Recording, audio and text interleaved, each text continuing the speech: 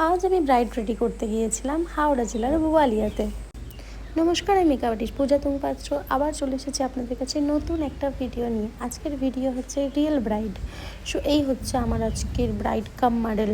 আমার তো যখন থেকে গেছি তখন থেকে দেখে খালি মনে হচ্ছে আমি সামনে থেকে রশ্মিকা মান্দানাকে দেখছি। আর এটা হচ্ছে ওর ফুল ব্রাইডাল লুক।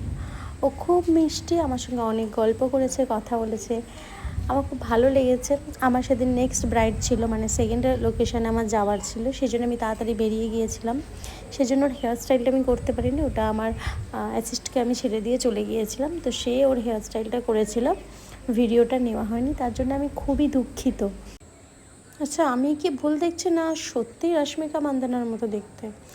বিশ্বাস করুন বন্ধুরা, আমি যতক্ষণ ওখানে ছিলাম আমি ততক্ষণ একটাই কথা বলেছি, আমি যেন সামনে থেকে রশ্মিকা মান্দানাকে দেখছি। আমি জানি না আপনাদের কি মনে হচ্ছে, আপনাদের মতামত কি, সেটা কিন্তু অবশ্যই আমাকে জানাবেন, কারণ আমার তো সেরকমই মনে হচ্ছিল। তো এখানে চলছিল রিভিউ, কোয়েশ্চেন আনসারের পালা।